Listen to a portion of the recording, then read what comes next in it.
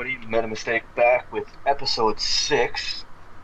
I'll be your host for this episode, Cyrus. And as always, joining me tonight is Soulo. Yeah. And Mr. Casey Jones himself. Hey.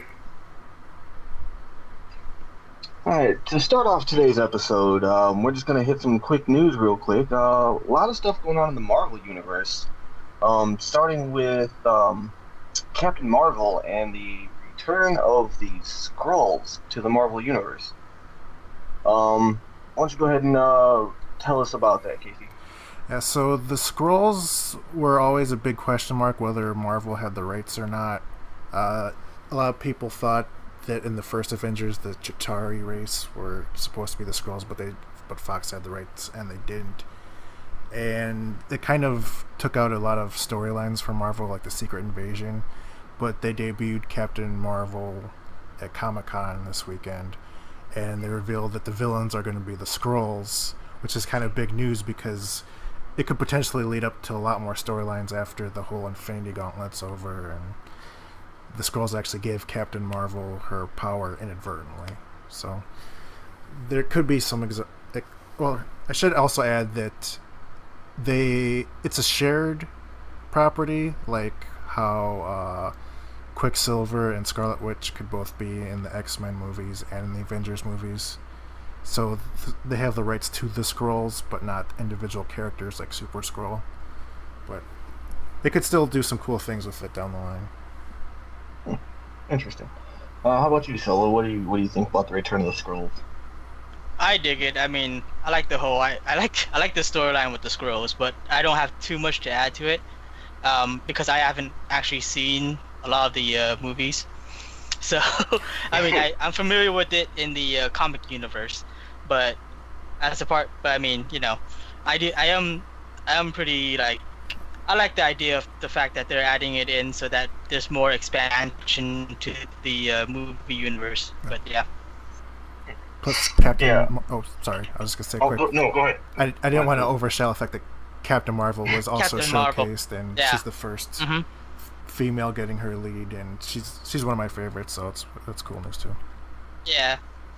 I mean, I kind of see her showing up in a lot, Yeah. you know, because she was also showcased in Marvel vs. Capcom Infinite. There's a good chance that she'll probably take over the lead for Tony Stark and Captain America in the next phase of Avengers too. Right. And on that note, actually, of course, you know, there's all the talk and whatnot about a lot of the current Avengers characters, like Tony Stark, Robert Downey Jr., and I believe Captain America also plans on retiring his mantle. Yeah, he said a while ago that he wanted to get into directing.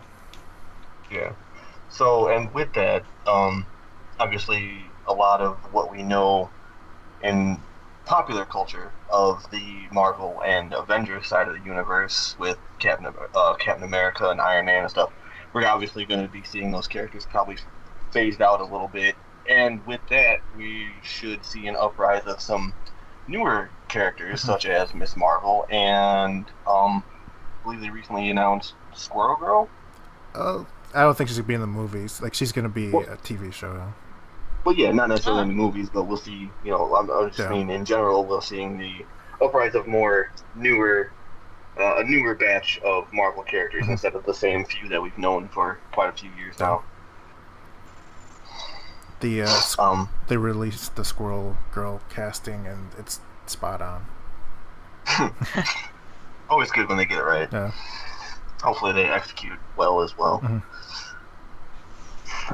So with that, I mean, go ahead. I'd like to take the opportunity to post out to our audience and see what maybe your favorite Marvel heroes are out there. What about you guys? What would you say your close to top favorite Marvel hero is, Solo? Mine would be Spider-Man, Wolverine. I feel like there's one more I can't remember right now, but I don't know. Clearly not that much of a favorite. Yeah, apparently. Yeah, apparently. My favorite, who I can't remember right now, it's somewhere out back. I know. Back Yeah, when. I thought about it. I was like, oh yeah, I really like that character. It was like 2 days ago, and then now I don't remember which one it was. Oh, you know what? Yeah, it's Ghost Rider. I actually do like Ghost Rider. Oh, Ghost Rider. Oh yeah, Ghost Rider is pretty badass. How about you, Casey? What's your top couple? I'm really bad with favorites, especially in comic books, because they could be great in one storyline and crap in another, like the next era. So Very true. for comic books, like the comic books that I was really into, I was a little more in like the B list or even C list heroes, because all the major lists you can already know the storylines before you even read them. So the comic books was like the Runaways, which is getting a TV show made out of it now, and the Exiles, which were like time traveling mutants from the X-Men, who were kind of quantum leap sort of stories. Okay. But Yeah. the movies, it's a different story. Sorry, I didn't mean to interrupt, but No, my bad. I didn't mean to cut you off. yeah, movies, it's got like probably Iron Man. Can't go wrong with Iron Man. I know. I've actually always preferred War Machine over Iron Man. That's just me. I can actually kind of agree with that. I don't. They were always really close with me because I think probably comic book. I've never been huge into the comics and whatnot, so I'm not like a huge Marvel buff or anything like that. But Iron Man was always one of my favorite heroes up there. Otherwise, I mean, really, my whole thing, I was always more into X-Men than anything. So I mean, probably my favorite characters from that definitely got to be Wolverine, Colossus, Gambit. Definitely Gambit. Always been a big fan. And I mean, I gotta bring up Capcom because who remembers X-Men nowadays? Oh yeah, right. What's an X-Man? I don't even know. Is that someone's ex-husband? I don't know what's going on with that. I don't know. So yeah, and to all our viewers out there, feel free to let us know what your tops are. We'll go ahead and move on here. A few other big things happened this week. The Destiny 2 beta came out earlier this week for pre-orders, and just this weekend went live publicly, completely open. Casey didn't get a chance to check it out personally. I had a chance, but I just chose not to. Yeah, that's fair. He did not take the chance. You were well preoccupied. Soulo, what was your take on the beta? What was your take on what Destiny seems to be bringing to the table? I liked it. I mean, there was a lot of complaints beforehand about the Grimoire cards, how all the story stuff was pretty much more in you had to kind of look it up in their Destiny app or, the website to find out more information in the background. And a lot of people didn't like doing that. I mean, I was one of those people who knew about the information because I would read up on the Grimoire cards, but I didn't enjoy always having to do that. But it was a good read, and now they're saying that they learned from the past game, and they're gonna put more story into it, and they obviously did, and they actually had a really good intro into the game story, and I mean it had a pretty good opening, and then how it ended kind of makes you want to find out more. They even said that they were hoping that fans or players would complain about how much story would be in this one, and I can kind of see it happening, but I'm still a little bit on the fence to see if they will execute it as much story as they said they would.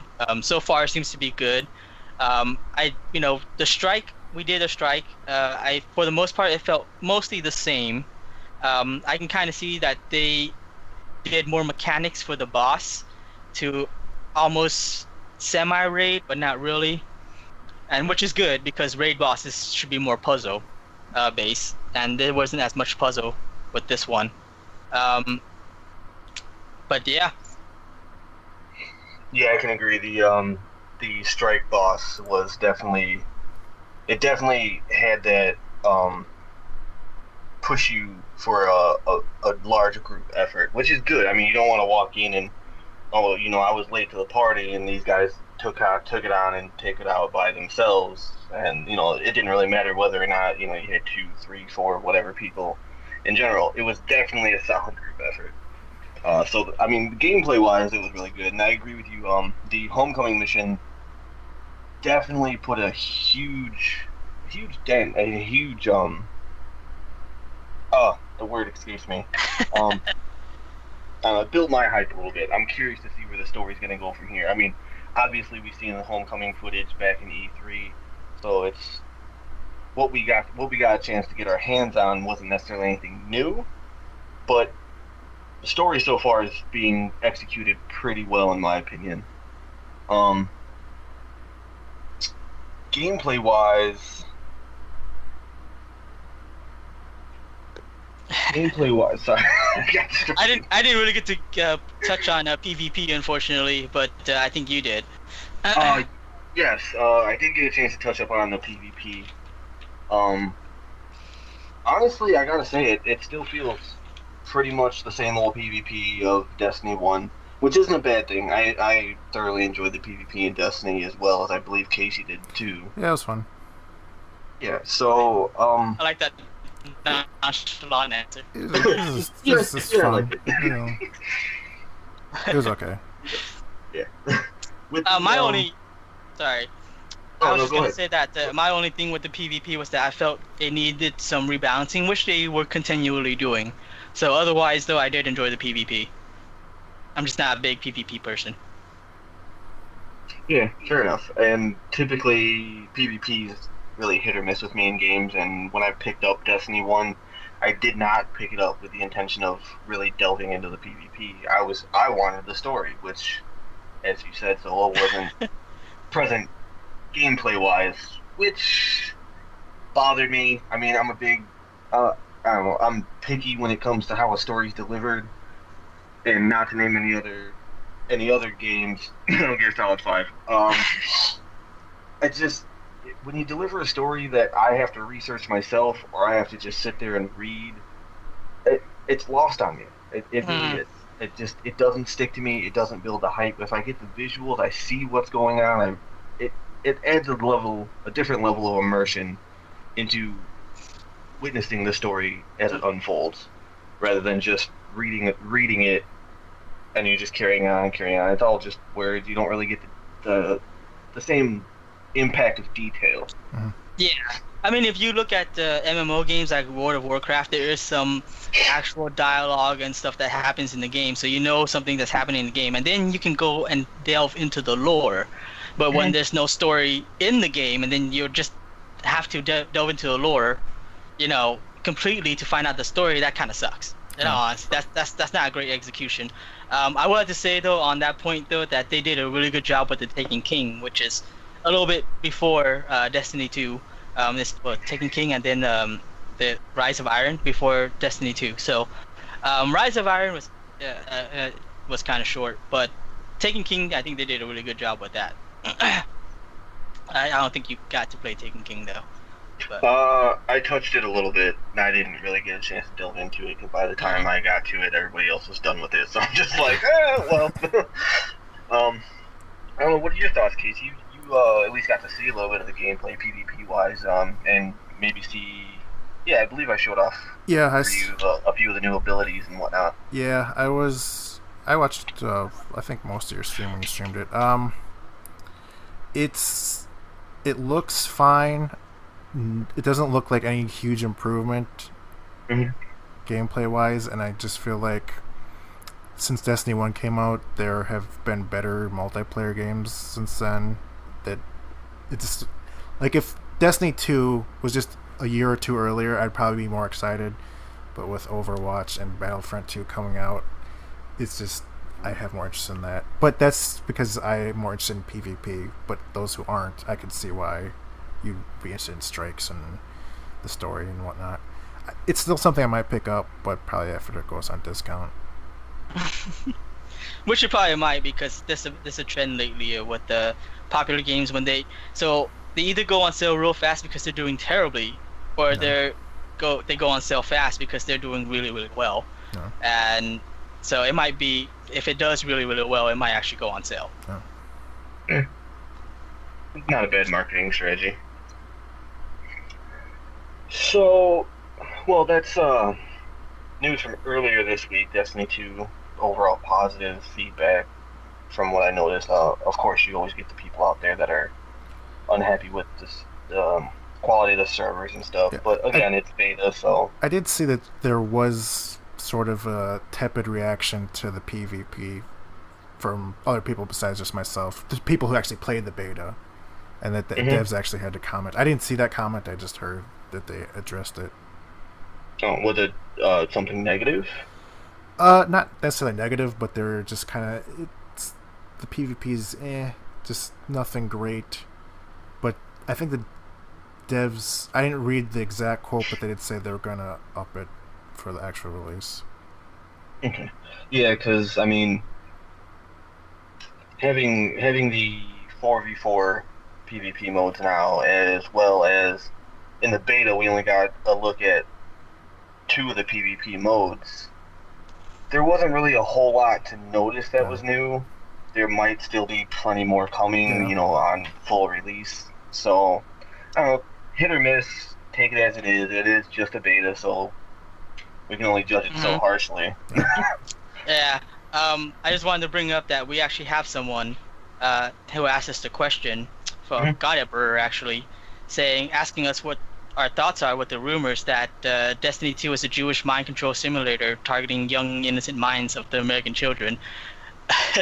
My thoughts on that, it's way too early for anything like that. I highly doubt that's anything that's Wait, is that a serious thing? Like, that's not just a troll question? It's a rumor that's going on, so that's the question that's being asked. But I personally don't think that's. It's, first of all, it's much too early with the story. How is that even a rumor? That's just nonsense. Well, I assume it has something to do with the fact that because if you're following the story, the beginning, the Cabal Empire is targeting the tower and the Traveler and stealing the light.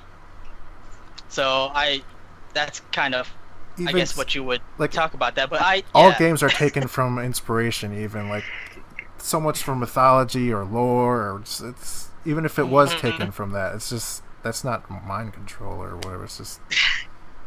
I mean, any video game can be mind control, but it's all implied.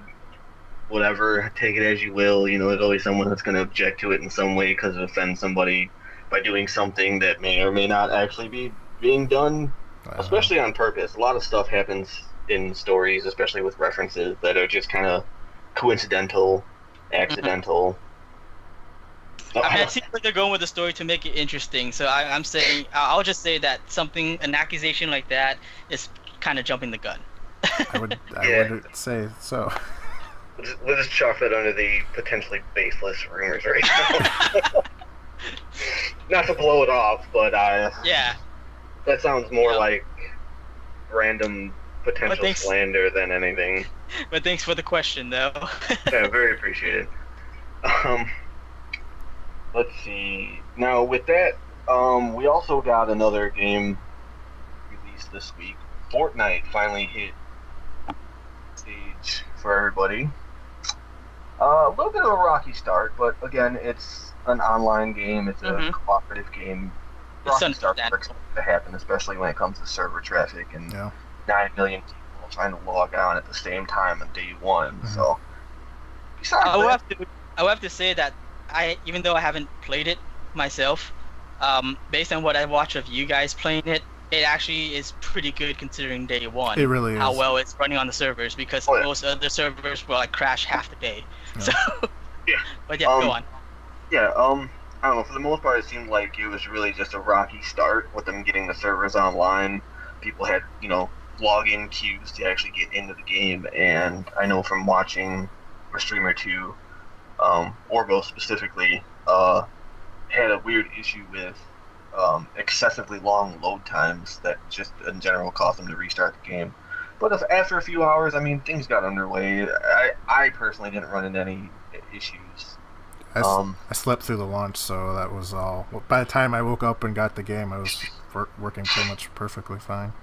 There was a little hiccups in there, but I will have to interrupt you there. Well, not Casey, but so much Cyrus. I did watch some of your stream, and I don't know whether you didn't really have any problems, quote unquote, was true because you kind of had some weird problems. There was a little bit of random party connectivity issues, and I believe those are actually still happening today as well. So I mean, it's actually under maintenance when we were setting up to get a new patch in or something to address the party situation.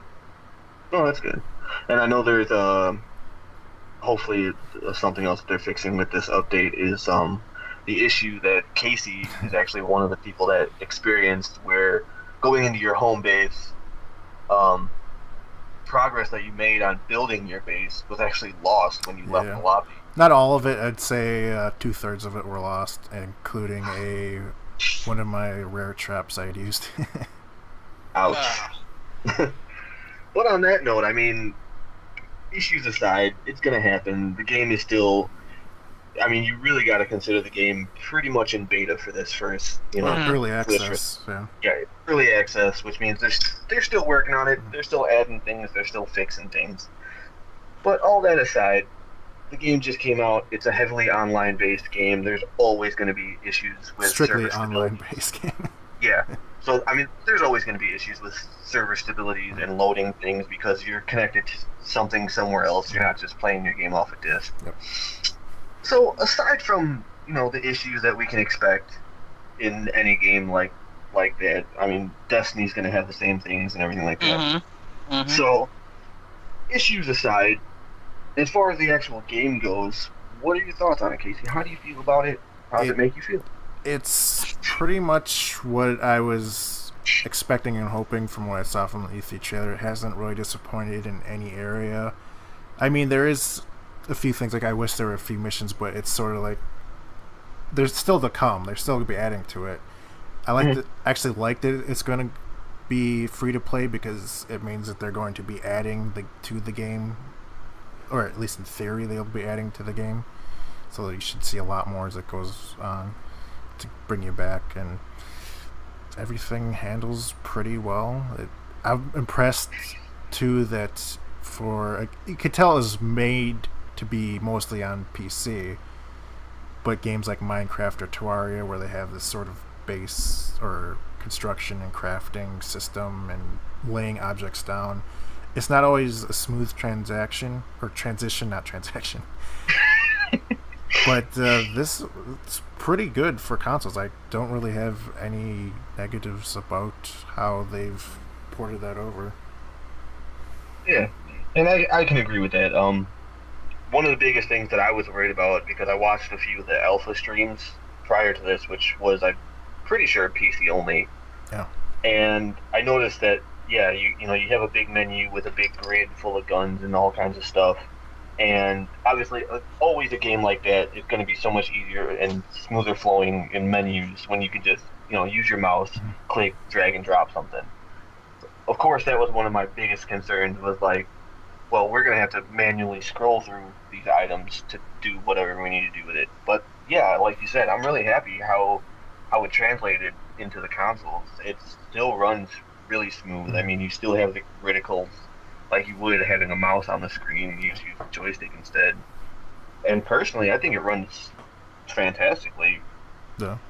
Outside the few server hiccups and you get some lag spikes, but that's, again, to be expected. Right. Actually, gameplay-wise, it's solid. Yeah, expectations, you actually expect it to be worse than it has been. It's gone better, yeah. I can agree with that. What are your thoughts on what you've seen so far, Soulo? It looks like a fun game. I actually considered almost buying it. I went into GameStop to pick up some Amiibos, and I was like, oh, I didn't know there was a physical edition of this game. And I was asking them, I was like, so what's the price on that? And I expected 40 because that's how much it is digital. And they told me it was 60, so I was just like,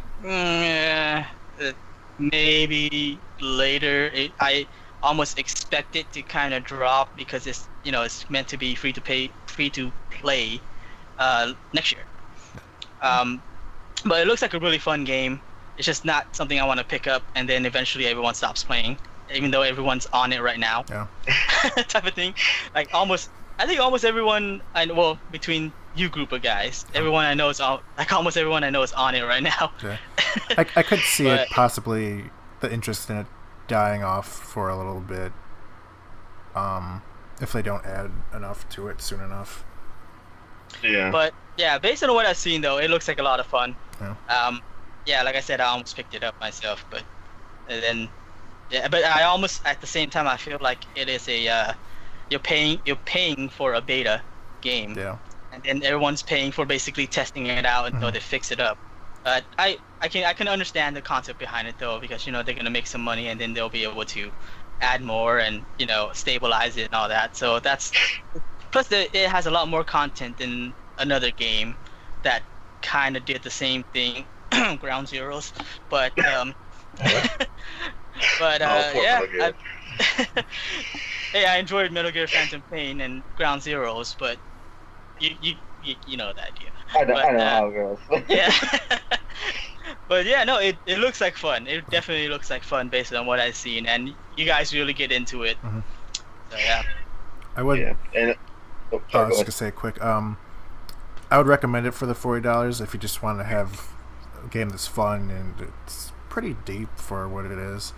If you have hang-ups about paying for an early access game, I guess I could understand that. But if you just want to have a game that's fun and you don't care if it's early access or not, I definitely recommend it for $40, or even more if you want to get the extra stuff. Yeah, and on the note of paying for early access, that's something that, unfortunately, or I don't know if it's unfortunate or more fortunate, but it's something that we see a lot nowadays, especially on platforms like Steam, offering a lot of games from indie developers that are all early access. Like, what's one that I can think of? I think Rust originally came out early access. You paid for it, you got it early. So you knew that you were buying a beta. You knew it was going to have hiccups. You knew it was going to have stuff changed and added and removed. But at the same time, I shouldn't pay for a game that's early access. I mean, the way that I'm going to say this is going to sound like I'm speaking against Fortnite, but stuff that appeared on Steam like that didn't have a date to say, well, this is when, or not a date, but at least a general time frame to say, well, this is when early access is eventually going to end. This is when beta is going to end. And the game just used that as an excuse to, or it seemed like for a while there, they were just using that as an excuse to say, well, here's a game, we know it's broken, we know we still have more work to do on it, so instead of waiting until we have the full game ready to go, we're going to make everybody pay for it now and just keep touching it up. But it never drops that early access title, so it's basically forerunning an excuse for things to be broken and get fixed eventually. Yeah. Well, I will have to say that if you're upfront about it, then it's fine. I would, because hey, for talking about Fortnite, they already said that it would be free to play next year, so they're pretty upfront about the fact. Yeah. Exactly. You're basically paying for early access, so I mean, if it's expected, then people don't really have a problem.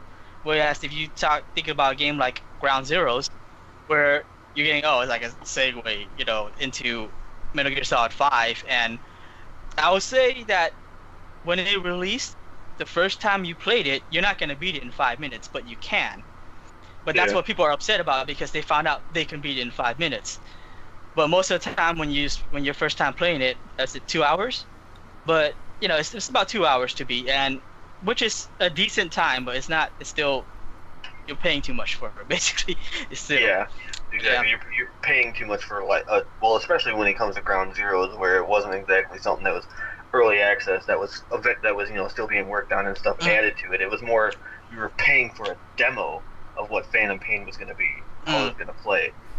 Well, I don't want to pay for a tech demo. Or at least I don't want to pay that much for a tech demo, I should say. But you know what? Square Enix did the same thing with Kingdom Hearts. And people were okay with that. But they said that it was a lot of fun. Wow. Like, most people were okay with that versus people talking about Metal Gear. But yeah, like, I think it was, what is it? Is it 0.8 or something? Yeah. That was in it. It was, I think it's about 0.8 passage or something like that. that would be leading into KH3, and basically got to play the system of Kingdom Hearts 3, which people really, really enjoyed. But, you know, the difference with that is they also had other games in it where you'd enjoy. So. So just last few notes before we get too far off topic on back to Fortnite. I have to say that I was actually surprised at how much there actually is to do in the game. Like when they showed it off, it looked like the game had two concepts. It was a builder, and it was a zombie survival. So you know, you had your character, you ran out, you were in the world shooting zombies, breaking stuff down to collect materials to build a base. Now, as we actually have the full game now, or well, I shouldn't say full game, but actually we have the game to play now. Game, yeah. It is a pleasant surprise to see how much other like micromanaging there is to the game. Like, there's a lot to do in the game. As far as, you know, you can do expeditions. Of course, there's always, you know, miscellaneous quests to do while you're out in the world, so you can, you know, gain more experience and more schematics. Large abundance of schematics for new weapons to make, new characters to unlock. It goes on and on. A massive skill tree, like the biggest skill tree I think I've seen in a game. Yeah, and especially for like a free-to-play game where you know, just like, wow, there's just it's one of those games that definitely lived up to the hype, in my opinion. Yep, I'd agree with that. Alright. Let's see. So that's Fortnite. Again, positive. I recommend the purchase of it. $40 isn't too bad for a game of that magnitude. It's got a lot to offer. Plus, I mean, who wants to wait a year for a game that everyone's playing now? Yep. So, just get it. You guys have plenty of people to play with. I got an AC I have to buy. It's so hot, man. Yeah, that's fair. I can appreciate that as a fan of not hot stuff. Not a fan of hot, I should say. Words are not my forte this evening. I mean, that also sounds more like a relationship thing. But anyways. Shots fired. Alright. Moving on. Another big release this week was Splatoon 2 for the Switch. And there was an issue with the Nintendo eShop where players, if I'm getting this right, players weren't allowed to preload the game, right? Yeah, well, I don't know exactly what happened, but it sounds like because on the eShop you weren't allowed to pre-order or preload it, or both maybe. So as soon as the game came out, everybody went on the eShop. And there was supposedly even a sale for eShop, like $10 off a $50 or so people wanted to get digitally to get it cheaper, so they all went on there to get it, and it just crashed the eShop. Wow. Good times. This seems to be more of a Nintendo thing versus all the other companies when it comes to like crashing servers. It's not even just crashing servers. It's lacking stock of their new items, their new hot items that should be selling off the shelves, but they don't stock the shelves to sell it, and then scalpers get powered, and it's just, I don't get Nintendo's policies of how they operate. It's just crazy. Oh, that's completely valid, and we're gonna dive even further into that in just a little bit here. But yeah, I have to say, personally, I haven't had a whole lot of experience with Nintendo in recent years, but it seems like online service, whether it be gameplay or their shop, has just never really been Nintendo's forte. I don't know. Maybe it's just me. Maybe I could be misinformed, but from what I have seen and heard about, Nintendo just does not have a very strong online support. Yeah, their account, and like, instead of buying a game, it's tied to your, was it like system instead of your account or something weird like that with the 3DS. So it was, I remember Mookie was talking about it, but it was just really bad account management that I think they were trying to fix. I'm not sure if they ever fixed that or not. Hmm. How about you, Solo? What's your opinion? I think you have a little bit of more experience than I do with Nintendo. Um, I I don't know what really it's hard to say, but I don't like the system that they have with the limited stock. Uh, well, I'm pretty sure it's a marketing scheme.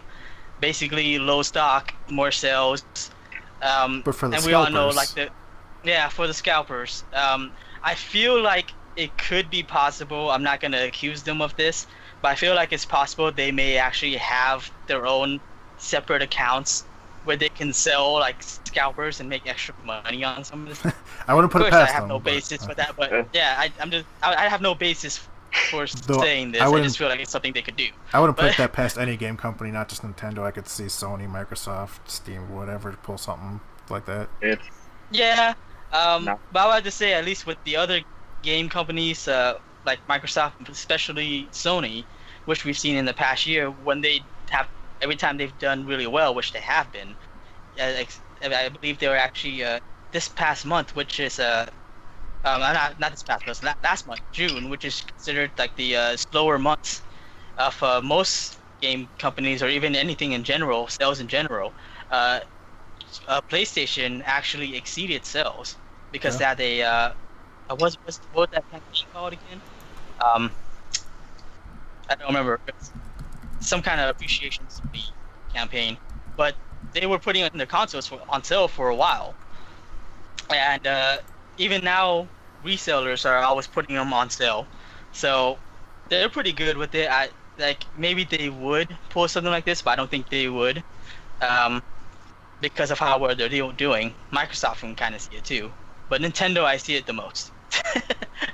And they always have limited stock, and the Amiibos have been the worst when it comes to that. Yeah. So I mean, you can always expect with anything out there that can be considered collectible of any sort. You're always going to run into scalpers. You're always going to have people that are buying up access to sell it 2-3 times the price. It's a valid marketing strategy. I mean, we see that kind of thing in stores all the time. People buy it from one location, resell it at a higher price. It's business.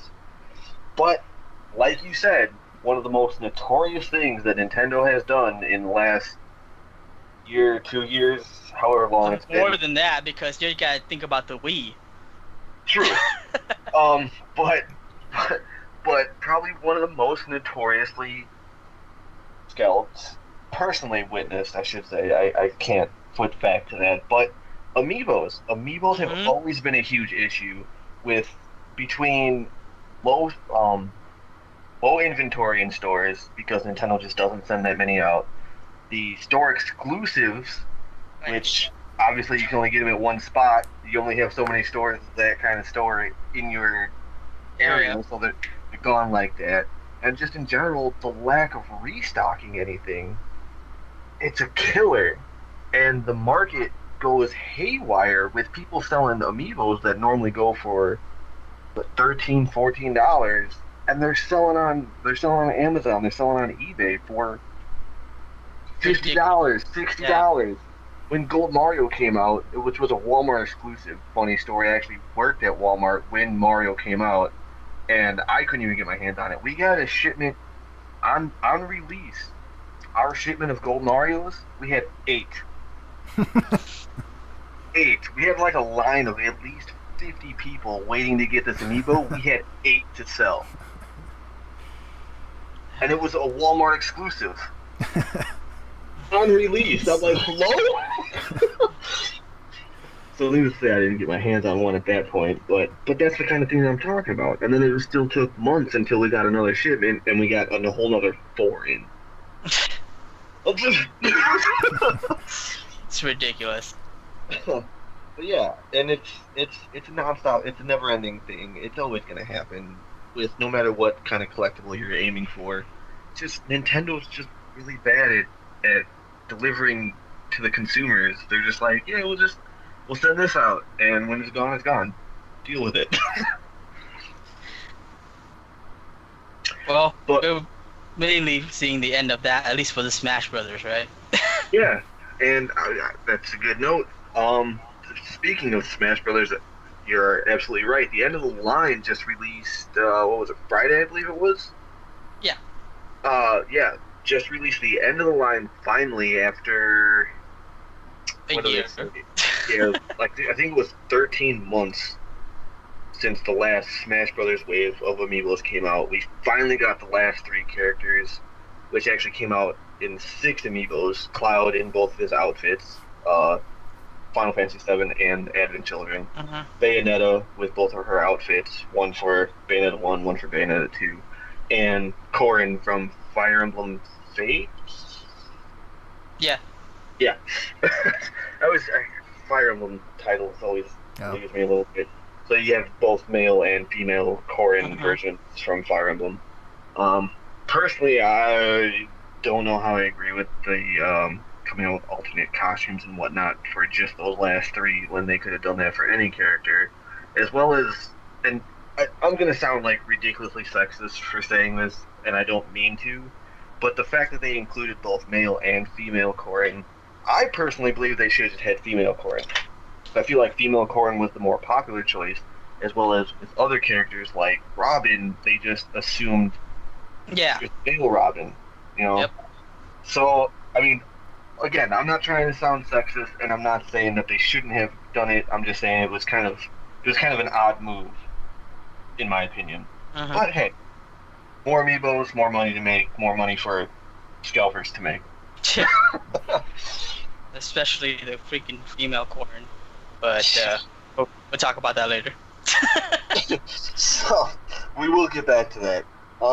Real quick, just on the topics of scalpers and odd things going on with transactions online. Soulo, I believe you have some news for us on a Nintendo-related Pokemon scam going on. Tell us about that. So there's a scam going on. It's mostly overseas at the moment, but you can probably will see it states too. It's been going on for a little bit, but it's the Pokemon Star scam. Basically, after Moon and Sun and Moon, and when they were talking about new Pokemon, and this always kind of expected like a Pokemon game that would include both versions. So people have been listing Pokemon Star, which does not exist, by the way, for pre-order on Amazon and on eBay, particularly Amazon, and they sell it at twice the price for $80. And they also, that should be a red flag already. But another thing also is the fact that they have the release date. It's always something ridiculous. Like, instead of 2018 or something like that, they have it at 2031.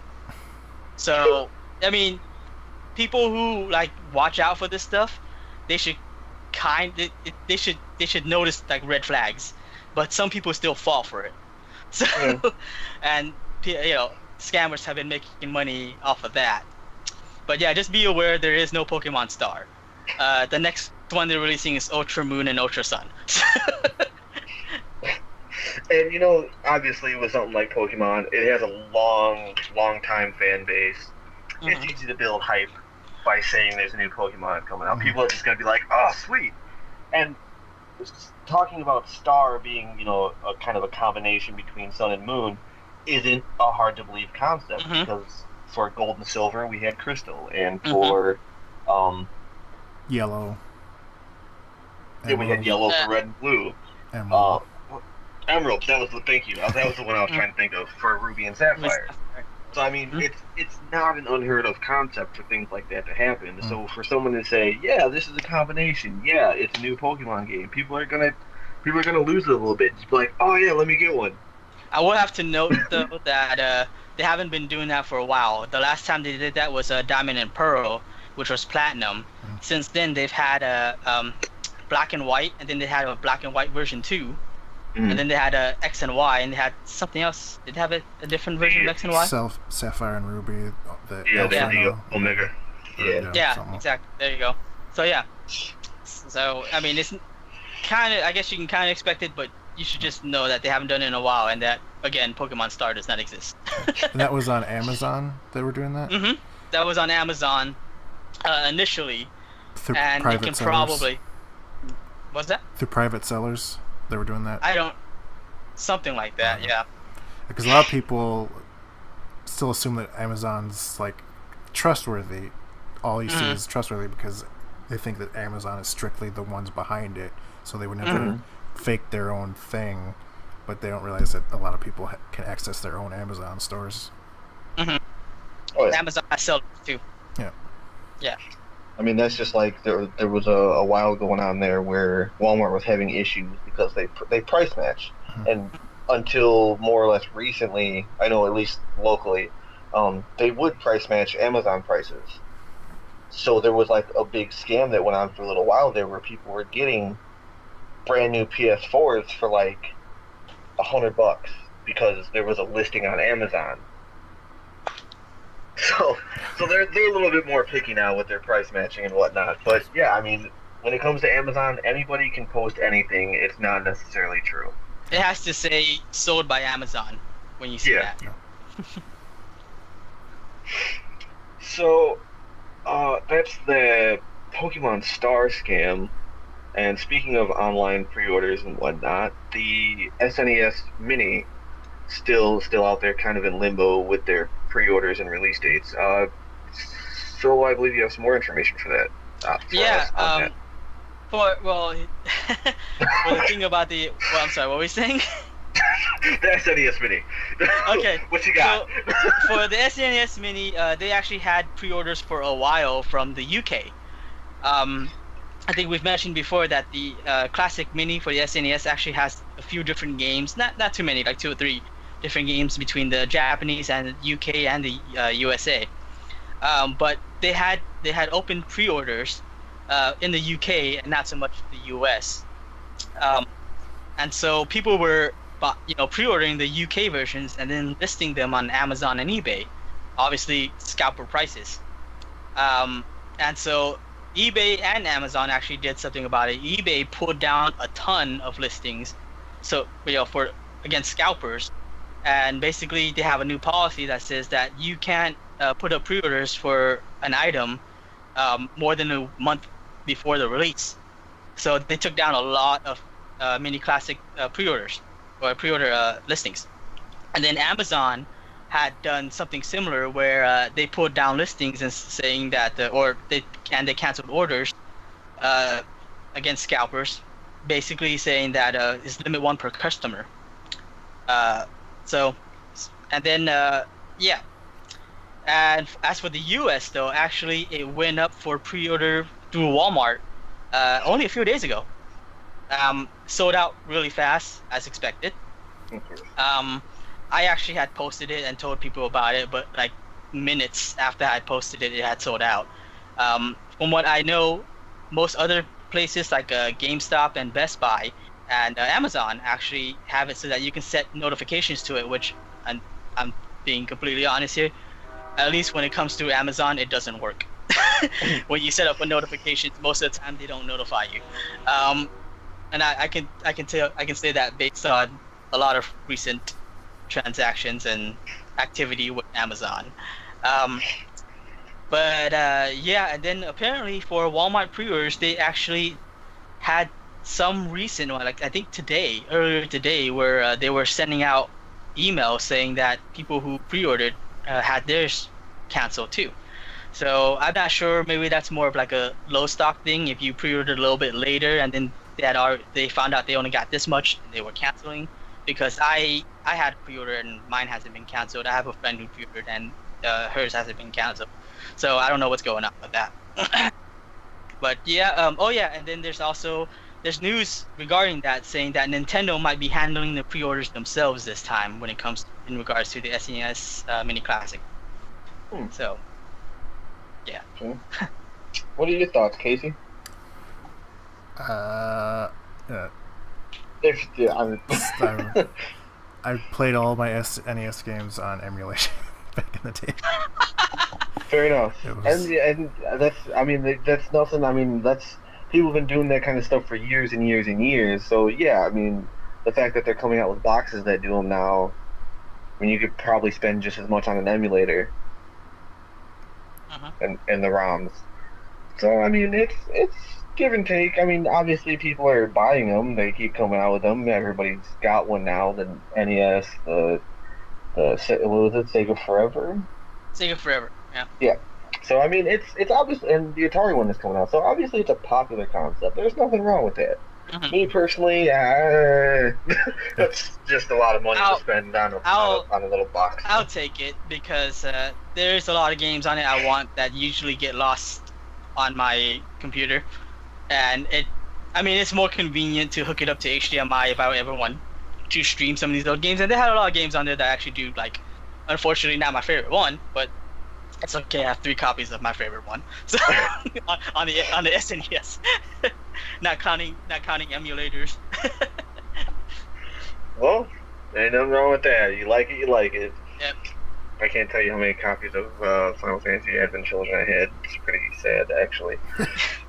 I owned, at the time I had owned every version of Final Fantasy Advent Children that came out. I had it on DVD, I had the Blu-ray, I had the UMD, and I actually managed to find, it was used, but I managed to find an actual collector's edition of Advent Children that actually had like the script book and everything with it, and I was just like, I have to have it. There was absolutely no reason to own the exact same movie 4 times, but hey.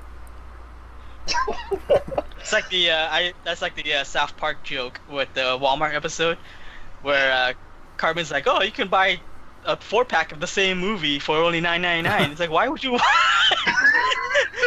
It's like, why would you buy the same movie 4 times? Because it's only $9.99.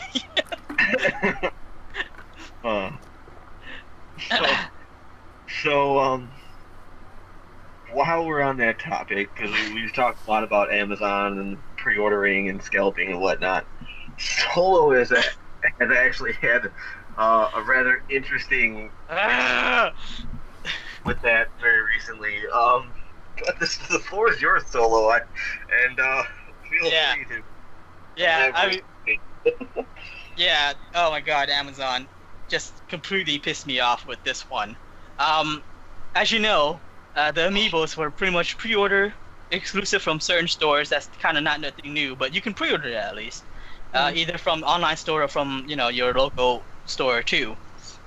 And the thing with Amazon, I don't know why they did it. They have this decision. They made this decision, but instead of allowing pre-orders for the female Korin Amiibo, they released it on the day and let people purchase it. But here's the thing: they limit 1 per person because avoiding scalpers, and all that stuff. So my issue was I ordered one for myself. Talked to one of my friends.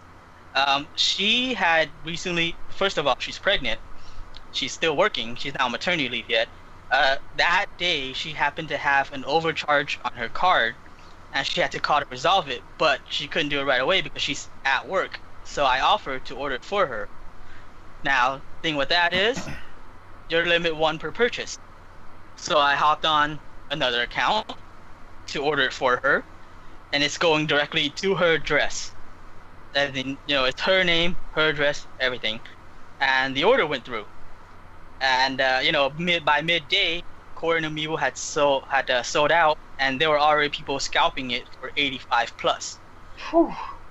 Which is one of the most expensive Amiibos, at this point when it comes to scalping prices. I think equal to what, like Shulk, maybe? I'm not too sure. I don't even know if Shulk went that high.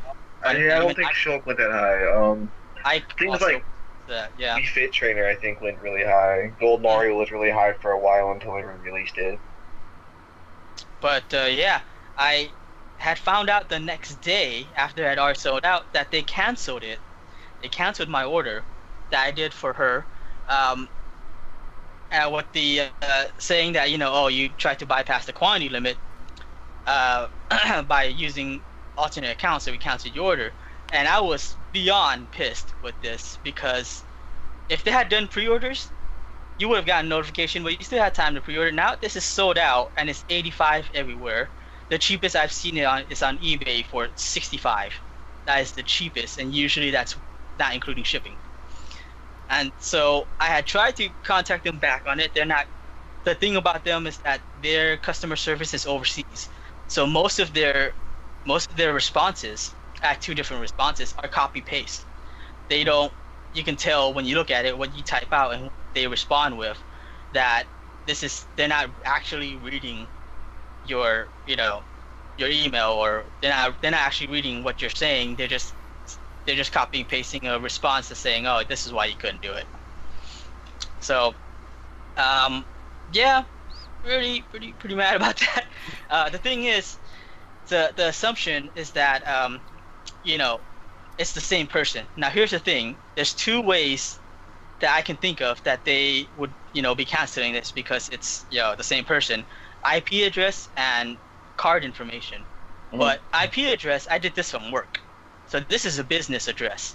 So if there's 2 people from the same business address, they could be coworkers. Could be coworkers. They could be anybody in your shop. Exactly. And another thing is, if it's the same name, then that can be coworkers, definitely. So you can't just jump to that conclusion and just cancel it. And on top of that, they their policy when they mention this is like, oh, it's mentioned on the Amazon shopping cart thing that they linked. And when I go there, what it says is that they limit the purchase and when at the time of checkout. But the thing is, this order already went through. So I mean, they're not going to charge it now, but this order had already been placed. It doesn't say anything about the order being placed and then canceling it. So that technically is not what they linked, is not relevant to what they're doing. And then what was I going to say? I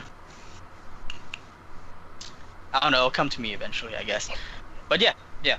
And that's a really touchy situation too, because I mean, like you said, when it comes to like IP address, there's however many people. I mean, you did it at a business, and you can have however many people walking through that door doing whatever on their phone or whatever, at any given business, or even in a house. You have however many people in your house with however many different devices. Yeah, it's okay. So because my brother ordered one and I ordered one, but we both ordered it using the same computer, one of us isn't getting it. Yeah, that's not fair. And when it comes to like, even if it was like the same card number, again, I mean, there are people out there that don't have, banks, that have credit cards, debit cards, whatever, to place online orders. For a long time there, before I had my own bank account, I just, I'd give the money to somebody and they would purchase, I would give them the cash and they would use the card. It's completely fine. Not everybody has credit cards and whatnot. I actually had a similar issue. It was 2 years ago. I have an Amazon account, but I had to place an order on my sister's account because I had card issues. So she ordered it for me. It was a card issue from my account, for not from my bank account, but from Amazon with my bank account or my card account. So when I ordered with my card on her account, it worked. But that's the thing, like there was something wrong on their end, and now I use my card on on her account and it worked. So that's another reason.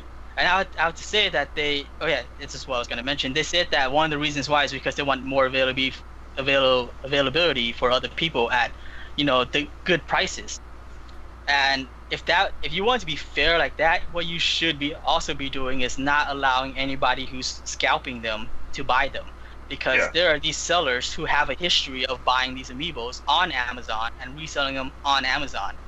So if you want to be fair like that, you have to just not let them purchase it. You have to ban them from buying Amiibos, which obviously is also unfair. And basically, to bypass that, there is no way to bypass it. You can't limit it like that. Yeah, I mean, you can't stop people. People have the right to take whatever product they have and sell it for whatever price they feel like selling it. It's their product. It's something that they own. They can decide what they want to do with it. So they can't really say that, oh, well, you can't, put this price tag on a pet rock. Why not? It's my pet rock. I'll charge whatever I want for it. If somebody out there is willing to pay that price, that's on that person. That's between you and the purchaser. So they really can't moderate that kind of stuff, unfortunately. Yeah, so in my situation, I had told the person that I had already picked it up. This was obviously yesterday Friday when it was live. And so now basically what I'm gonna do is I'm gonna give her mine and basically hope that they come out with more. Oh, they will. They'll sucks. restock them. They will. Just wait 3 months, then it'll be like a store-wide restock. Nothing will be exclusive anymore, and nothing will be worth Did they do that with Ike? I know they did that with Marth, but did they do that with Ike? They did it with Ike, Marth, Little Mac, quite a few of them that were originally rare. They all made a comeback. I know like Fox and stuff was going rare for a little while there, and they got a re-release. I saw Fox and Wolf. I actually did not see Ike get restocked. I could be wrong on that. I know that Dark Pit also got restocked. Yeah, and Gold Mario is another one that got restocked, and it wasn't Walmart exclusive anymore. So I ran out as fast as I could to go get one. So yeah, I mean, eventually they'll restock. So I'm just that's fine. I guess I'll pick it up later, hopefully. And like I said, cheapest I found was like 65. I'm like, you know what? I don't need it right now. I know she's a huge like Fire Emblem Amiibo collector, so I'll just give it to her and I'll do with it later. But it's poor. In my honest opinion, it's poor service or poor practice or policies from Amazon.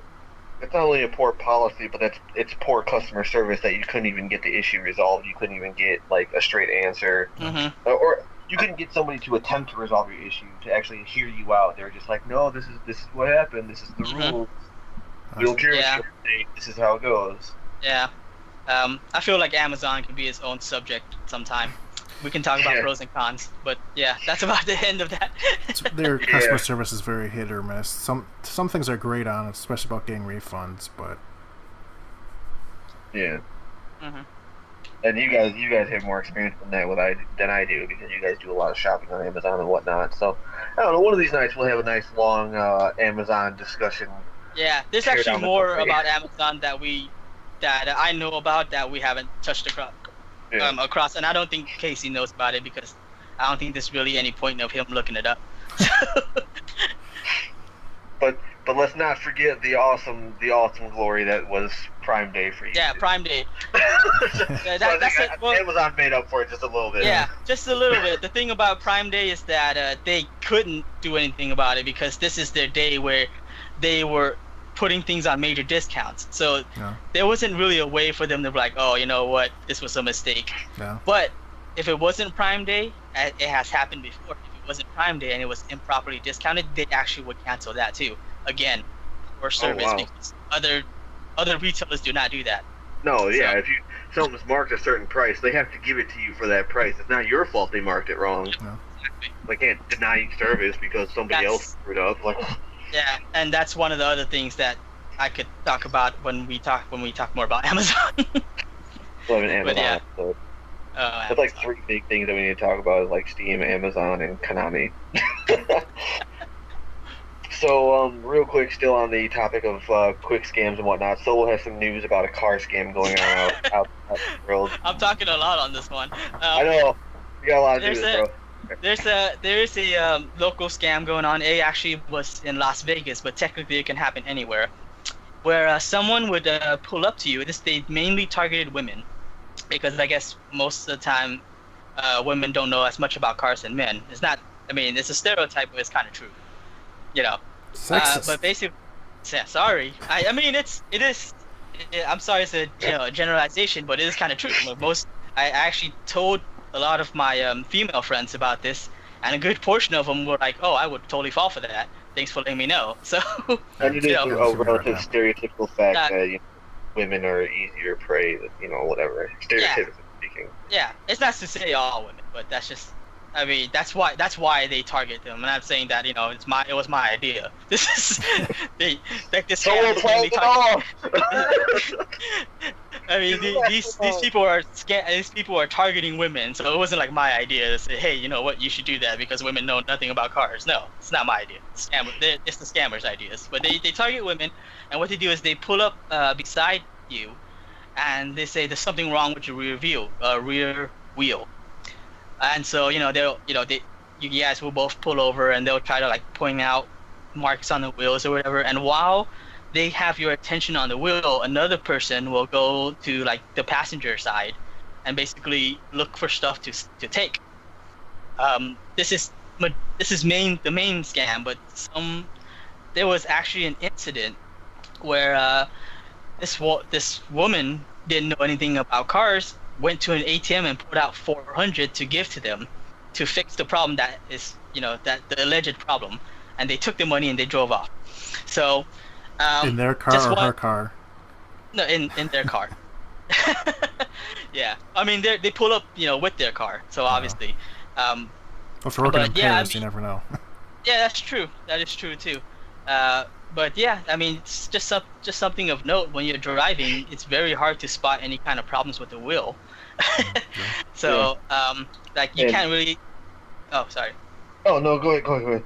I mean, you can't really spot, from a moving car or like rotating wheels that the treads are, coming, or like the treads are getting bald. You can't really tell that with the moving wheel. You can't really see cracks on your wheel with that stuff either. So, it's suspicious if anyone tries to do anything like that. So if they try to tell you something wrong with this, there's a very low chance that they spot anything. And most of these happen at night. So again, the chances of them spotting anything wrong with your wheel is like super low. Yeah. And I have to say just real quick that it is rather, I don't want to say fortunate, but less unfortunate that these people are only winding up getting things stolen from their cars and not, they could just as easily, somebody could just jump in the driver's seat and take off, or the person themselves could just as easily get snatched up. Like, they got you out of the car, they're standing right next to you, they can just grab you and throw you in their car. So, I mean, it could go a lot of different ways. Yeah. You gotta be mindful when dealing with strangers trying to help you.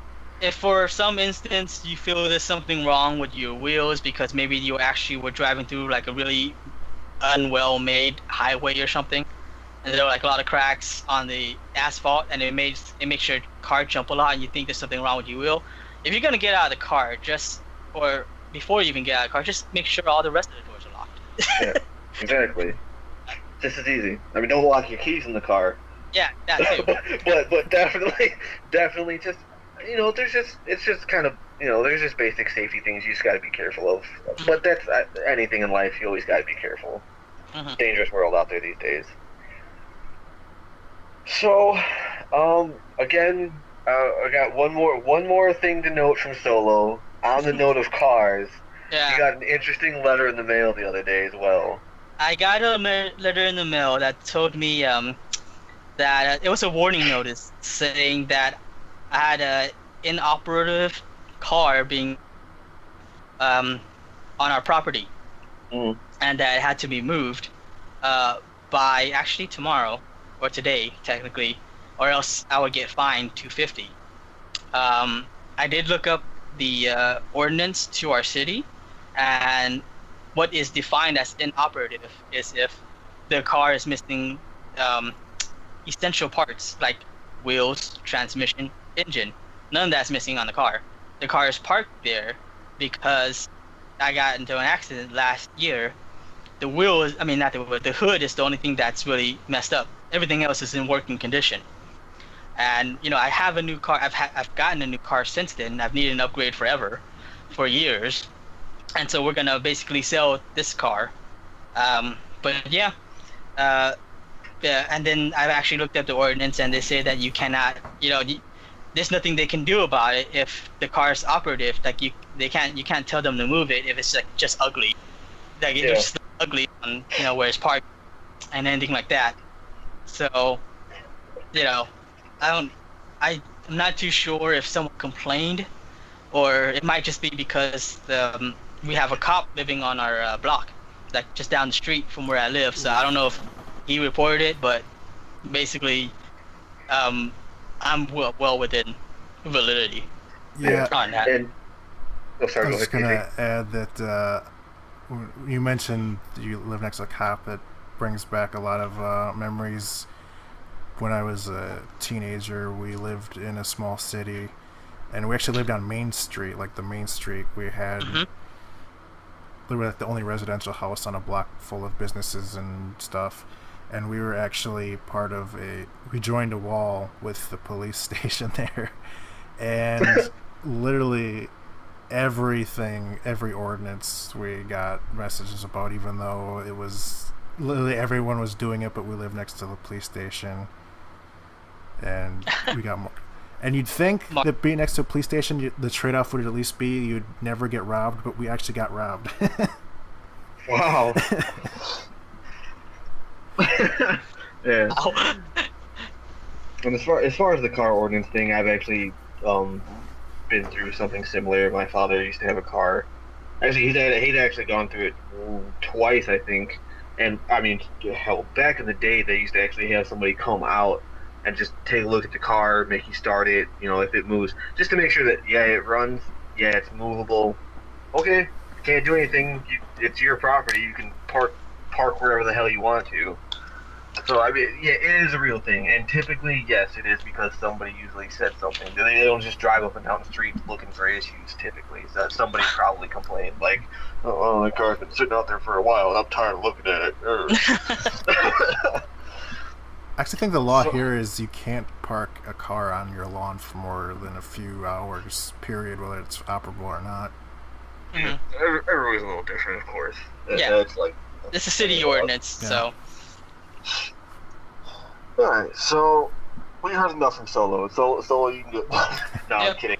But I did talk excessively in this one. Hey, you got news. You got news. You like to hear what's going on in your life. You're a person too, Soulo. Your situations matter. Gagnan. I mean, you might. I haven't physically seen you. You could just be a computer program talking to me right now. But on the note of interesting things in computers and whatnot, Casey, Casey, I don't know. Are you like are you father now, or I don't really know how to elaborate on this. I'll just hand it to you. Well, I think I confirmed that's not the computer. It was the ceiling fan. Oh. Okay. But I had a nest of spiders hatch on me. I thought it was the laptop at first because a couple weeks ago I saw a tiny spider crawl up from as I was actually typing on it. He crawled up from the J key. Like as soon as he popped up, he went down under the I key, and I never saw him again. And then a couple weeks later, I saw more around my screen. The same type of spider. All the evidence pointed to it that spider had hatched eggs inside of my laptop, but Soulo just dropped. He took your advice about leaving. Seriously. Oh man. Anyways, so I put my laptop in a plastic bag and whatnot to seal it, thinking that was that. And then they kept coming from around that area, and now the videos are all screwed up because he's gone. So the capture has your eyes on your screen. That's interesting. Well, that happened. But one day, I started thinking that was the laptop, and then I looked at the ceiling, and there were like 7 of these little spiders up there. At this point, I had already found and squished like 20 of them in one night.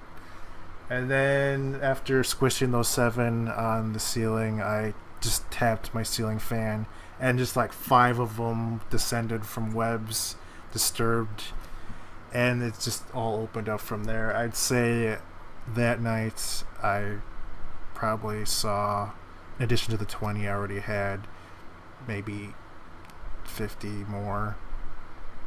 Gross. Over these 3 nights, I've seen and squished around 100 spiders. Oh. Yeah, I'm relatively arachnophobic, so I think if I was in your situation, I'd just been like, no, I can't even go in that room right now. I don't trust it. Yeah, I'm not. I used to be a lot more creeped out by spiders. I was never like arachnophobic. Like I know a few people who are generally terrified of spiders. Like I saw one man look into a sink, see a spider, and he Looney Tunes ran up the stairs and out of the room so quick.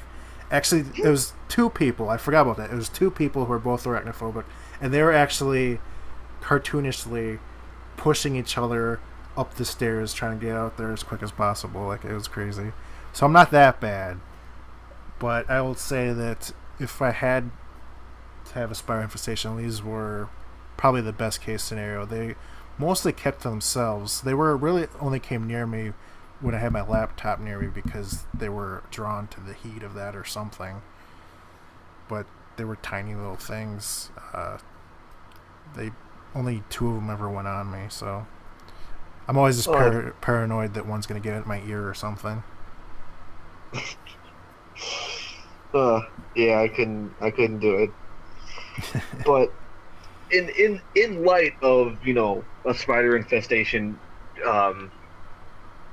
essentially, oh God, words. The word I had it. Spider right infestation in my house. Yeah, spider infestation in your house and potentially drawing you out away from the situation in the area, because that would mean. But in light of that, we do have you willing to share some news on your new living conditions to come. Yeah, so that's pretty much all this year, on and off, I've been having to deal with getting out of this place. Sort of against our will, sort of not. I don't want to say we're being kicked out necessarily, but we just had to get out of here. But we had to find a new place, and that's been stressful. But we finally found a new place. I thought, well, this is going to be not as stressful now, but a lot of things happened all within a span of a couple of weeks. Our new place was almost hit by a tornado, which is not uncommon for these parts, but it's not common either. I would say, I don't think it officially touched down, but it definitely descended near the ground. And like, there's a specialty paper factory just a few blocks away that had like panels ripped off of it, and like panels of the roof were completely missing, and so it was pretty close to getting hit by a tornado. And then as the cleaning was done in the kitchen to move in, the mold was discovered. And then we found more mold, and then we looked at the basement carpet, and there's like a huge like billow of this green mold forming on the bottom step. And we finally got a mold person in, and the damage is pretty drastic. Like, they're going to have to rip out the kitchen floor, the sort of a side room floor, the first floor bathroom, the basement bathroom, and what just discovered a couple days ago is that where I'm going to be living, the ceiling is actually sinking because of the moisture, and they're going to have to rip all of that out and replace it. So fortunately it's all insured. The landlord has insured, but it's going to be like $35,000 worth of repairs. Oh, wow.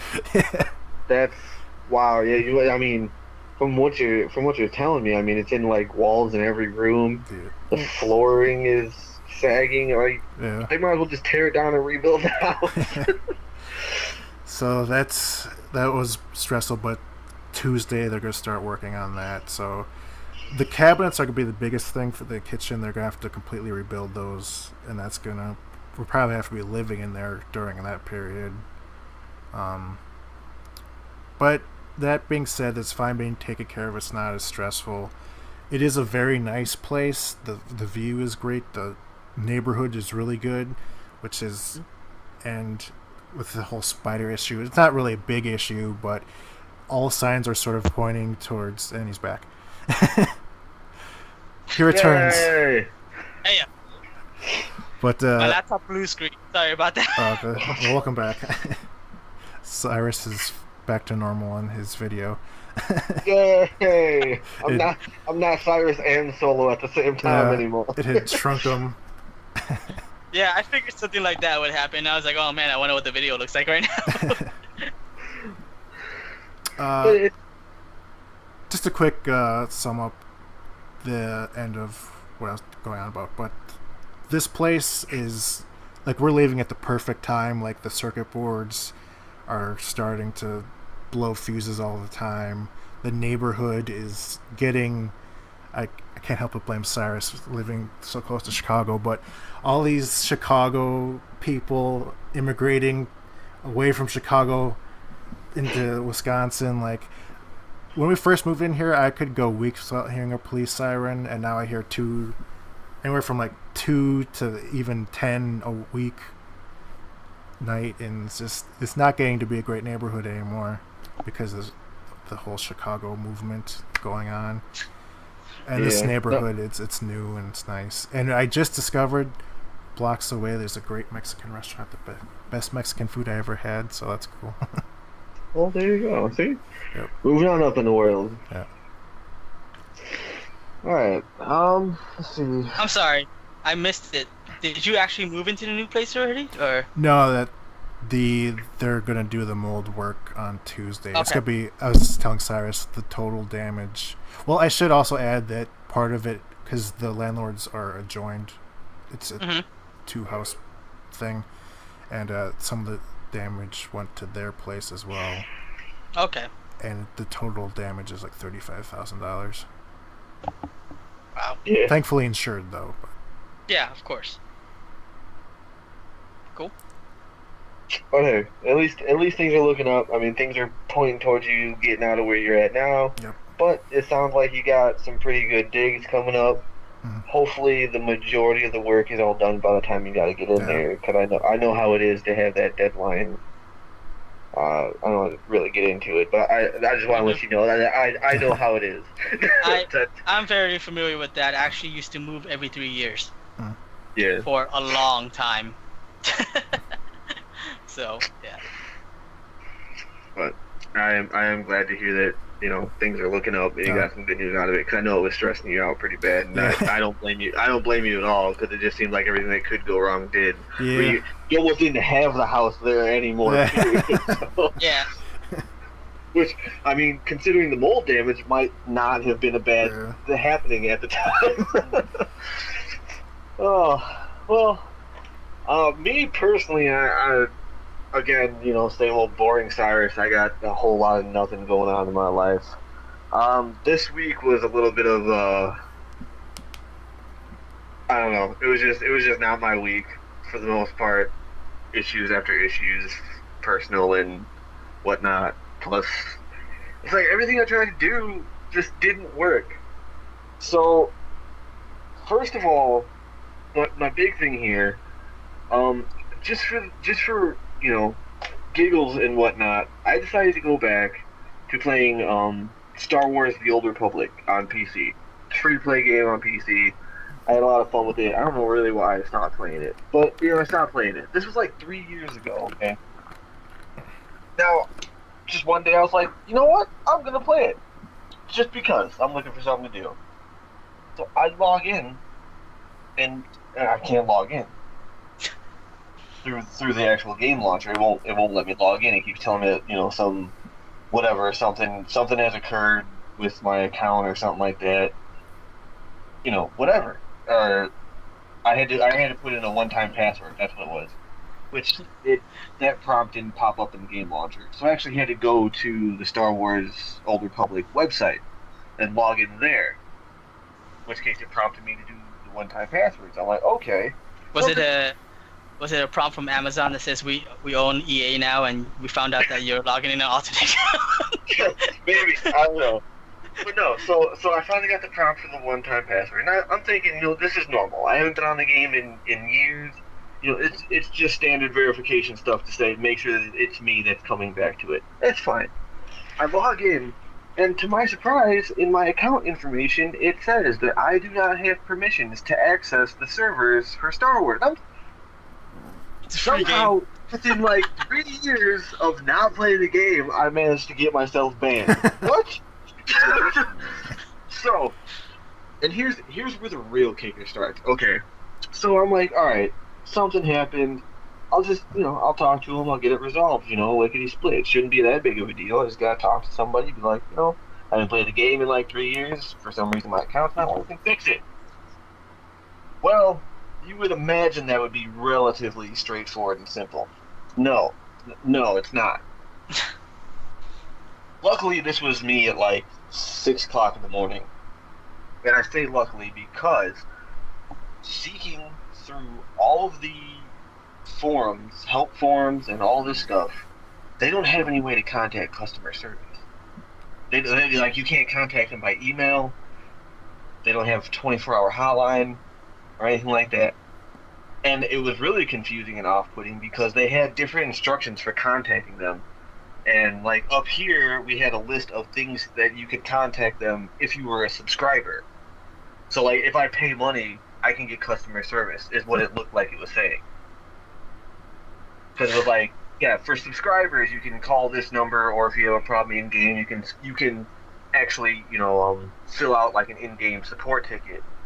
And I'm just like, okay. And then you scroll down, and for non-subscribers and like premium players, which means like you paid for a DLC at some point, so you got extra access than a standard free-to-play player. It just says, yeah, search the forums and get help from other players. You're SOL. The other players can't unban my account. So after like an hour of searching through forums, I finally found a forum that said, no, yeah, you're fine. Anybody can call the number or whatever. Unfortunately, the numbers in Central Time, they're not open until 9 o'clock. It's like 6 o'clock in the morning right now. And I'm just like, well, actually it's like 7 at this point because I spent like way too long searching through forums. So I'm just like, I just wanted to play the game, right? I don't want to have to go through all this. Anyway, I found enough whatever between doing, searching through forums and whatever else. I had more than enough stuff to occupy me for the couple hours, and I wasn't even going to bother because I was just looking for something to do to kill time anyway. It was more hassle than it was really worth. But I said, you know what? Screw it. It's that time of the morning. I'm not doing anything right now. Hopefully I'll get somebody on the phone. It'll get fixed. So I call. There's only a 5-minute wait time. To my surprise, I have really bad luck with customer service to the point where I have to wait, 20, 30 minutes on hold, and I want to lose my mind.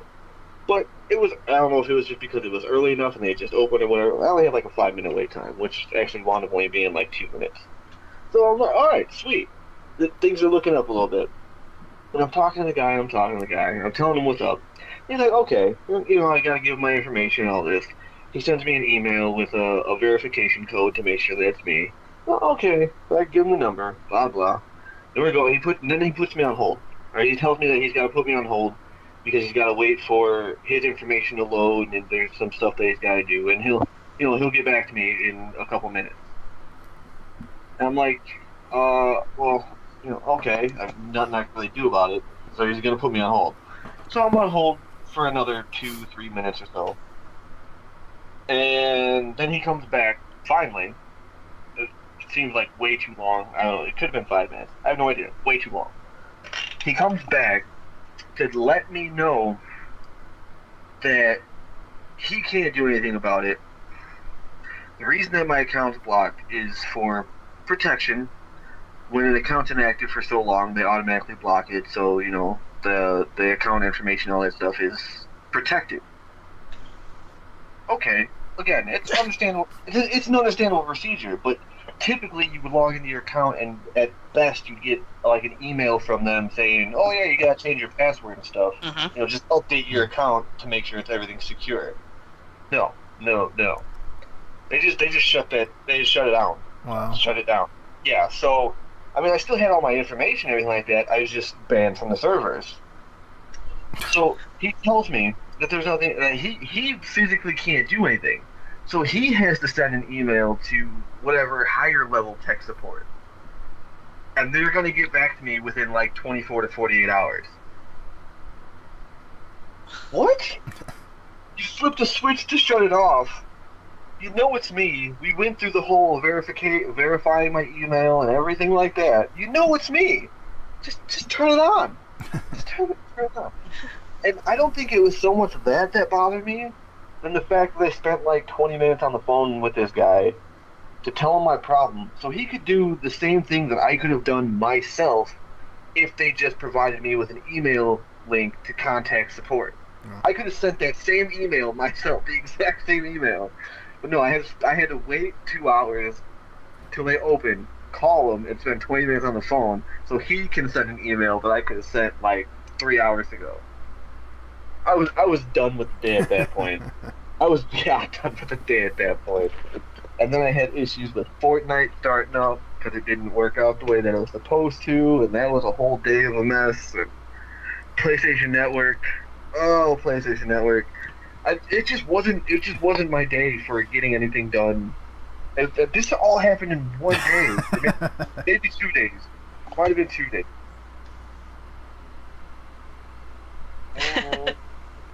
Yeah, no, it was 2 different days. Because I expected them to get back to me about the EA thing, a couple hours at best.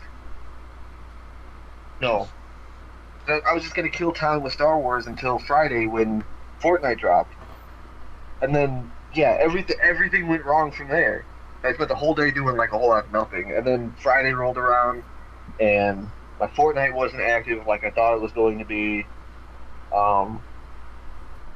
And then I tried to add money because Meg was the one that originally bought it. Yeah.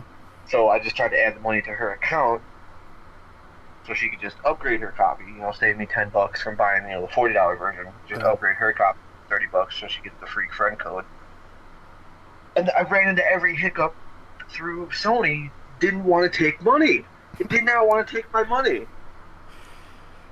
Only to find out that they don't really know what exactly is wrong with it, but you could try this, and if that doesn't work, you have to wait 24 hours. Was it that issue where you tried to check out with like a credit card and it wouldn't work? Yeah. This seems to be something, from what I can tell, this happens to me fairly often. It seems to be some kind of issue when they have sales going on. That could be it too. I don't. She said that it was possibly because the address on the account didn't match the billing address of the card, because it was her account, but it was my card that I was trying to pay for it. So she was saying like maybe that was it. So try changing the address on the account to match the billing address for the card, and maybe that'll work. But if that doesn't work, then you'll have to wait 24 hours to get it done. The real big kick in the pants, because long story short, I could have just as easily said, okay, well, this isn't working, ran out to the store and got some, PlayStation cards from, GameStop. But the real kick in the pants was the fact that it worked, the transaction worked once. It worked once. Because they don't have a $30 option they have specific options of how much money you can add to an account. They don't have a $30 option. They have 5, 10, 25, and 50. And so I had to do the 5, and then I had to do the 25. The 5 went through, and then it decided to stop taking my money. So I couldn't just go to the store and buy $30 worth of PSN cards, because I only needed $25 now. And then that's when I found out that Amazon doesn't take PayPal. I never knew that until I didn't know that. You would think, as big of a conglomerate as Amazon is, they'd take any kind of money you can dish out. They would take Bitcoins. It has to do with the fact that Amazon is because they process their own payments, that PayPal and these other payment options are considered competitions. This is actually something I found out within the last year as well. Okay, that's fair. That's fair enough. So yeah, at this point, the card didn't work, so I added money to my PayPal account and linked the PayPal account. The PayPal didn't work with the PlayStation Network. Now I had money sitting on my PayPal account that was just sitting on my PayPal account because I can't pay for anything with PayPal because nobody wants to take PayPal unless I ordered it on eBay or something like that. I was just going to order it on Amazon because they'll just email you the digital code right away. Yeah. Luckily, I found out. Actually, Meg found, because I was pulling my hair out at this point. I was just done with everything at this point. I was tired of dealing with tech support. I was tired of things breaking and not working. I was just done doing things internet related. But she actually found a PayPal shop kind of thing or something like that. I didn't know existed, so I wound up getting the $20 PSN card through them. Yeah, I was just so much went wrong this week, and especially between Thursday and Friday. It was a bad couple days, man. Yes, I would have to argue though that. Sorry, go ahead. Go ahead. I was gonna say I have to argue though because you kind of also had a Christmas day. The later Friday, like later in the evening Friday, it really like a light shined on me and everything just started to look up because Fortnite was working. I was playing Fortnite all day, and then I got my super awesome Christmas package from Casey. Not Christmas. Collectibles. Not Christmas. You paid for it. I don't care. It was still cool and it was cheap. A pretty heavy discount, yeah. Yeah. Nice poster, by the way, back there. Oh yeah, you can see that, can't you? Yeah. The other one's sitting here on my desk because I can't figure out where I want to put it. And Psylocke and Monaco and Harley are enjoying the company of Dante and Aloy on their new shelf. That's good. They look amazing. What were you gonna say, Casey? I was just gonna say it was all your fault for playing that heathen of Knights of the Old Republic online RPG game instead of. I'm still upset that they haven't made a third Knights of the Old Republic movie or game, and they went with an MMORPG. I have to say though, even for having gone with an MMORPG, it's probably still one of the best story-wise renditions of like playing through a Star Wars game than some of the other games that have come out. How dare you? I'm just saying. It is to it is to Star Wars is to what Final Fantasy XIV is to Final Fantasy. That's fine, but you also have to look at some of the games that Star Wars has produced also, and you just kind of look at them and say, Well, look at Knights of the Old Republic, the one that should have been a third one. Those were good. You don't have to look at the other Star Wars, just look at Knights of the Old Republic. Fair, but I mean, Knights of the Old Republic, the MMO is still decent. It's not like super trash. It's not 14 bad. All right, it's not 14 bad. I'm just kidding. I have no idea what the story like is in Knights of the Old Republic MMORPG. Yeah, I don't think it follows anything specific, but it does actually have a pretty lengthy, deep story going on, depending on how you play your character, light and dark, and I mean, the game opens up with you starting out in training gear, and you actually go on a quest to craft your own lightsaber, which is pretty awesome. Yeah, that's pretty cool. So, like, that's a lot of what people talk about is making your own lightsaber, which is nice. Like, even I considered getting the game when I heard about that. I was like, I want to make my own lightsaber. I know nothing about Star Wars, but I want to make my own lightsaber.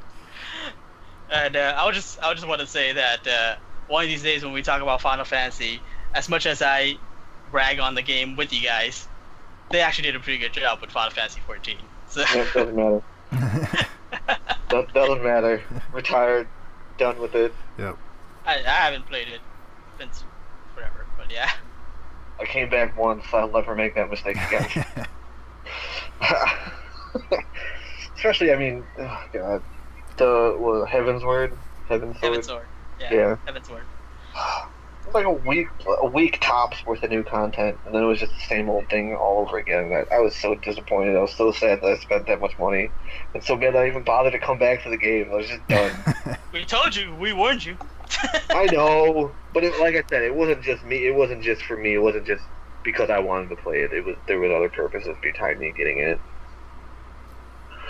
Never get a girlfriend, guys. Never do it. Nah, I kid. I'm joking. I was like, I'm not taking that advice. So. Meg's gonna watch this. She's gonna kick me in the face later. It's okay. Happens every day. Well, we've rambled on for quite a long time now. I think we've just about run out of stuff to talk about. Well, stuff to talk about this week, as far as not ridiculously overdoing it. So, just in a little bit of a closing remark. Again, in the cluster that was Thursday and Friday, other bad news, of course, or other bad things are going on in the world. One of which is the frontman for Linkin Park, Chester Bennington, passed away, sadly. So I just want to go out and say that speak on our behalf that we hope he rests in peace. I'm not. I was personally a big fan of Linkin Park. Got me through some tough times. Definitely good music. It was one of my favorite bands throughout my entire life, and I'm sad to see him go. I don't know. You guys have anything you want to say about that? I've never listened to their music, but it's just always disheartening when you hear something like that happen. Yeah. So. Yeah. So I don't know what it is with this year, but there's been so many people that have just kind of like known throughout the world that have kind of left us. But Linkin Park personally actually was the band that got me into rock. I was heavily into them. Actually, I want to show this frame I have here. This is actually my items, but my friend made it for me. He put this together. This is a signed Linkin Park shirt, Hybrid Theory. There's also a CD right here signed by the band. Got a ticket right here signed by the band. These are pictures. I believe I took these pictures. I could be wrong. But these were back when I used to go to concerts often. But yeah, you can see right here, I actually have a picture of Mike Shinoda and Chester Bennington. But I was a huge fan of Linkin Park. And I mean, more recently I haven't listened to them as much, but I still credit them for, what got me into rock. And I'm actually really sad to kind of, basically, not just the fact that, Chester is gone, but also the fact that even if their music changed, it kind of sucks to, know that there's going to be no more Linkin Park, really. Because he is like you said, like one of the front man. And basically, without him, there is no Linkin Park.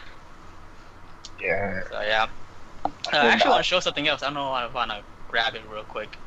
My guitar, but you can talk about it. I'll grab my guitar. Just real quick, I didn't personally follow, the absolute timeline of Linkin Park, but I am fairly certain that for the most part, the band stayed the same throughout, or not the same, maybe sound-wise, but member-wise, I believe the band was always the same. If not, at least, Chester and Mike were definitely always there since the beginning. So yeah, even if they do manage to do something with that, it's not going to be Linkin Park anymore. I mean, yeah, their sound has changed, but they were always still Linkin Park. Without Chester now, they can't be Linkin Park anymore. It doesn't work. I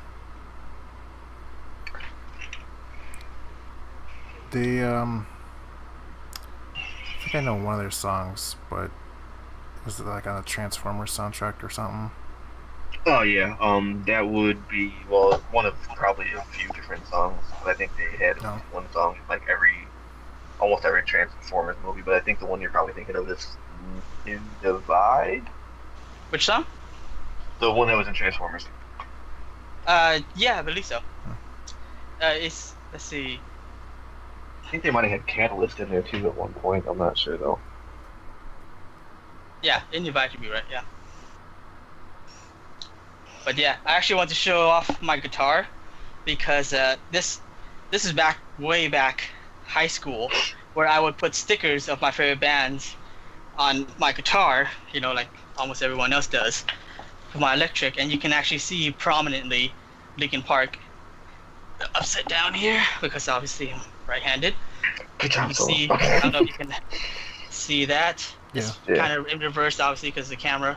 Linkin Park, you can see Thursday right in between. But yeah, it's prominently on my guitar because at this point when I was decorating this, I had to kind of artistically figure out what to put and everything. I wanted to really make it prominent that Linkin Park was on here. So yeah. That's cool. Just wanted to show that off. Yeah. Very, very nice, very nice. So just in final regards, I mean, it's sad. It really is to see Chester go, but there's positives. He's not in pain anymore, and whatnot. So we do hope that he rests in peace. I can say personally, as a fan of Linkin Park, probably one of my favorite songs by them was "Breaking the Habit." Probably to this day, still my favorite song. from Meteora, right? Meteora, which is my favorite album from Linkin Park.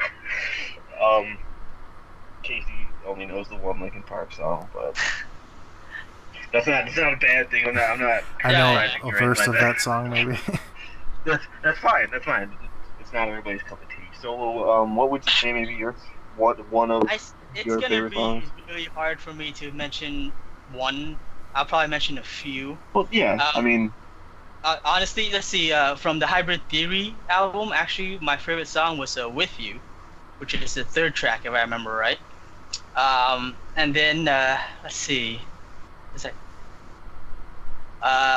It's not one of the recent albums. I think it's actually one of the EP or underground albums. But what's the name of the song? I've been listening to it too. It's a High Voltage remix version. oh, yeah.